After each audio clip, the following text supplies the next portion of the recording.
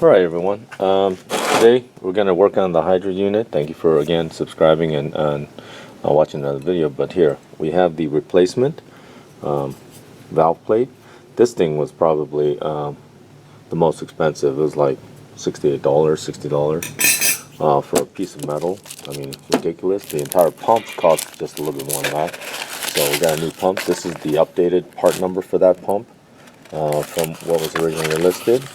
And it's the the cylinder kit. My bad, sorry, the cylinder kit.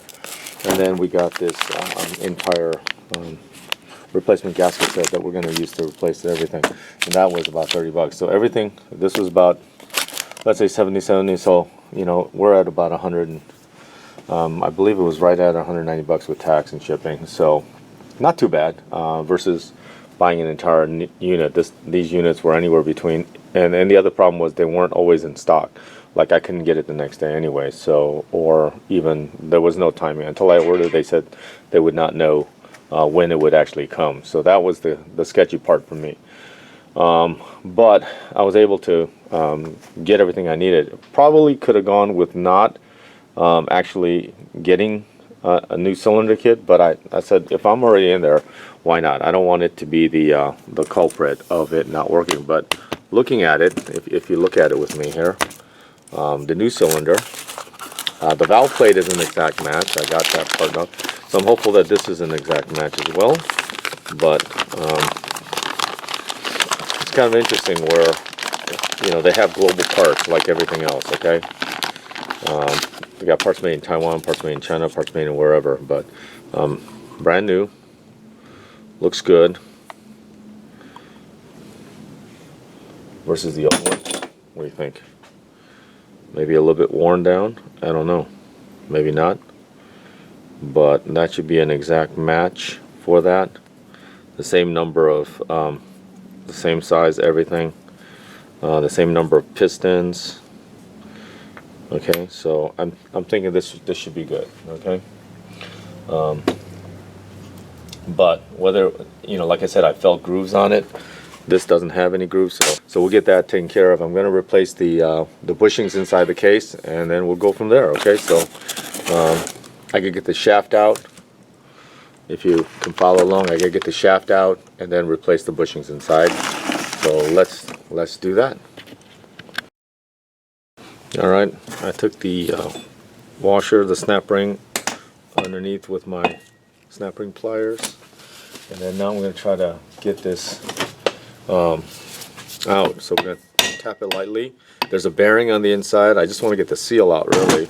I don't want to damage the bearing because I don't have a replacement bearing, but I thought I'd replace this seal if I could. It really is, the only I want to do is replace this seal, because the kit does provide a new seal for it, I believe. Let's see, is it that one or is it this one? I think it's this one. Yep, I think that's the new seal. So we want to put a new seal in there. Alright, I just popped a hole in it, and I'm just going to try to wiggle it out like so. There we go. There we go. So it looks like that's free. And we're just going to make sure it sits at the end here. Bearing is still good. Alright, so we're going to replace that, clean it out. Let's see this surface. I think I'm going to emery cloth that. I'm going to emery cloth this surface before I go anywhere. We're going to clean it with some emery cloth and go. So this is the little burr area in the end that we're going to try to clean up with a little bit of emery cloth. I think I'm going to, the bearing came out okay, so we're going to keep everything together. The bearing looks good, so we're just going to clean that up, and then we're going to get it back in. Alright, I think we got it pretty cleaned up. It's not perfect, but just going to lubricate it with some of this oil. We're going to put it back in there, because that just goes right back in. Clean that off a little bit. That should just slide right back in the hole, like so. And then all we have to do is we got to get that new seal. We're going to lubricate that just a little bit, and then we're just going to get that seal to sit below that surface. And it looks like it's pushing in pretty good, so that I can get that new snap ring. And you know where it goes, because it bottoms out right there. See, right there. So that should be good there. So get the new seal in there. They give us a new snap ring. We're going to put that there.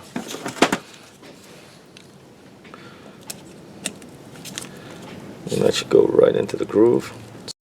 Okay, I got it in, and we're just going to run the screwdriver around to make sure it's in the groove. I believe it's in the groove everywhere, but we're going to just double check.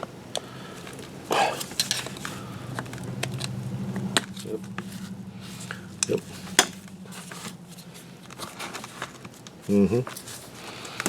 Okay, so that's good right there. Now, what we want to do is we want to take this apart and replace the seals in there too while we're here. So I gotta get this cleaned up, and let's take that apart and replace the seals in there. Okay. All right. That was a 6 mil on that to loosen that nut. I put a wrench on the inside to hold that on so that I could get it loose. Probably put a little Loctite on it when we put it back together, but we're gonna have to make sure that we put everything back together the way it comes apart, piece by piece, every bushing. So we're gonna make sure. Yep. Look, there's Loctite on that. That goes there. That goes there. The two arms go like that. Yeah, that's a little dirty. We'll clean that up, okay? Before we put that back together. Definitely clean that up. And then this part should just come right up. Let's see. Let's see what we got here. Okay, and then we got to loosen that one too, and that one should just be the same 6 mil. We just gotta. Oh man, that's tough. Oh, that's not coming loose, huh? And I gotta get that loose if I want to replace that seal inside there. Oh, that's tough. Okay, let's see what we can do. Oh yeah, I finally got these two pieces off. Dirty, nasty. We'll get it cleaned up. But you can tell right down here, this is the part I want to get to, was the seal, and the seal is seen better days. Okay, we're going to replace that. We're going to replace all of the components. I'm going to save this part because I didn't get a new one of those. That goes right on top. We'll clean it. Okay, and then that should give me enough access to get to that seal. With this little seal puller, I'm just going to go under it, and then we're just going to rip it right out. There we go. There's that seal. Looks like there is another felt washer on top of that. I'll get us. Looks like there's this. Oh yeah, I got one of those. Okay. Okay, I got it cleaned up. What I'm going to do is I'm going to use this flat punch, and I'm going to push that down until it bottoms out all around, and that's. Oh yeah, that's much tighter. Okay, and then we're going to put this piece right in here because that's the retainer, looks like, to hold it in place. So we're just going to push it in.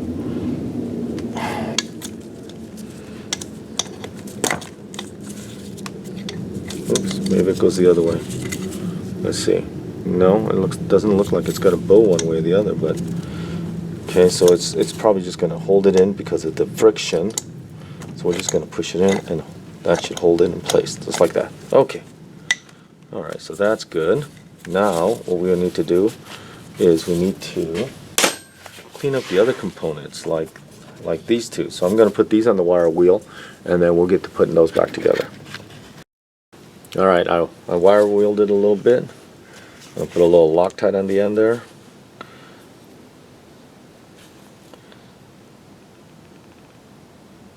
Not a lot, but just enough to hopefully, get it to stay. And then we're pretty much going to put it almost exactly where we had it before. This seems like a very... Okay, it was right there, so that should be fairly easy to line that one up. I'm just going to tighten that down. Okay, there we go. Alright, and then we'll get the other piece on. So this piece goes on here like so. And then we want to make sure that that's square to each other. Okay. like so. Well, that's parallel, that's good. And then that is centered to where it was, because basically I'm going off of the wear marks on the bolt below it.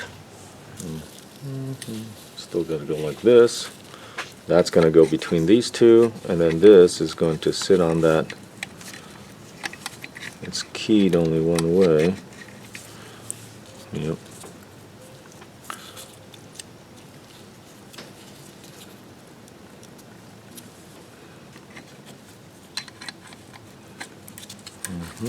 There we go, and that's it. It's sitting down. There we go. And then what we're going to do is we're going to get this bolt Loctited. I'm going to put a little bit of blue Loctite on the end. There we go. Not too much. And we're going to get this in the hole. And then when we tighten this down, we'll get the other one tightened down too. So there we go. So we're going to tighten this.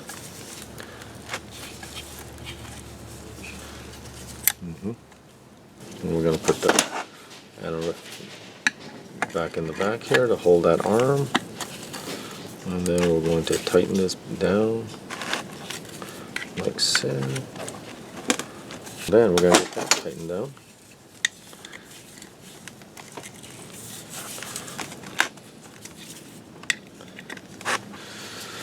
Let's flip this thing up and we can do the other part. So let's clean out the case a little bit more.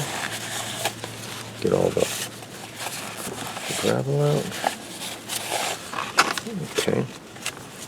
There we go. This little piece has got to go back in. It's a square, so it should be okay on both sides. So let's get that to go in right at the end of the control arm for the forward, reverse, and all right. And this thing, this edge right here will slide into that receiving end. So we're just going to get that slide in. Okay, let's see. There we go, it's sitting in the saddle, and then that gives us the free motion. Okay, forward, reverse, okay. There we go. And then the next thing to go in is the bearing. I'm going to wash that down just a little bit too. Okay, we're going to just set those in there. There's two races and another part, so we're going to make sure that's in there. And make sure everything's seated though, that's the important thing. Okay, and then this is right there. Okay, and then we're going to wipe that down again. Okay. Okay, and then we have to drop the cylinder in, okay? So this cylinder has to go in. I'll clean it just a little bit. With all this, we gotta get this cylinder in there now, and so probably the best way to do it is not to drop it. So we're gonna do it sideways like this. We're gonna go in, and there we go. And then make sure it's square. And then we're going to then make sure I can line it up. Line up to that. There we go. Come on. Come on. There we go. Come on. It's got to go in just a little bit more. There we go. Yep. So that's engaged. Okay. So now I know that's engaged into that, so that's good. All right. The next thing to do is to get the cover on. So we're gonna get this cover to go on here, okay? But the key to that is we got to put the new ring and this swatch plate on it, and this brass side has to go down. So that's going to be interesting. Okay, well, that's going to be a catch. Okay, so let's see.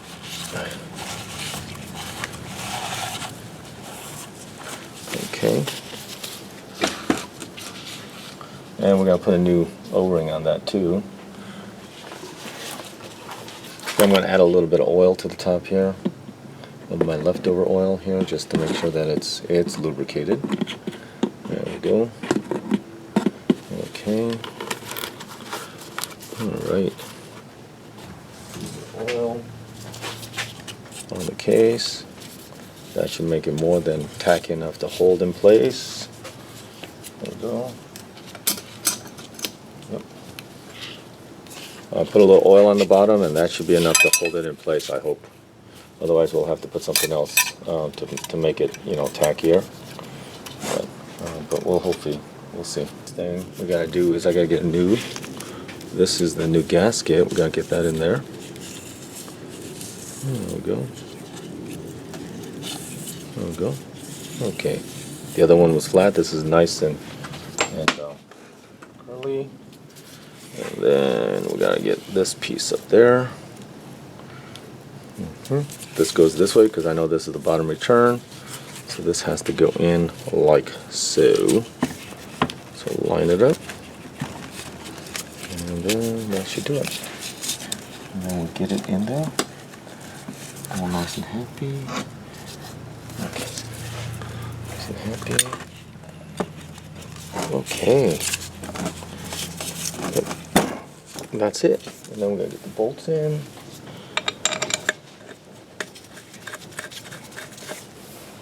One,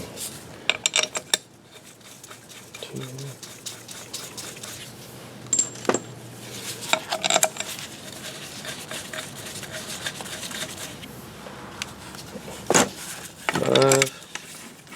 Let's just double check the gasket's in place.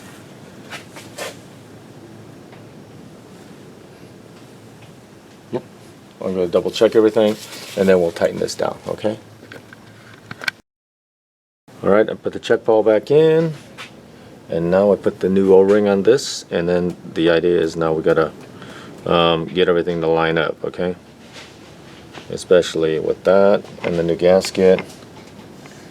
You know, this is going to be fun with the pump. Probably it's going to be easier to put the pump in first and then line it up.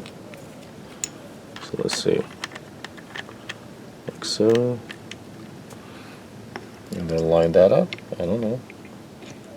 Oh yeah, I got it to fit. Now we just got to line that spring up with where it goes, like right about there. And it looks like we're about 100 and whatever degrees off there, huh?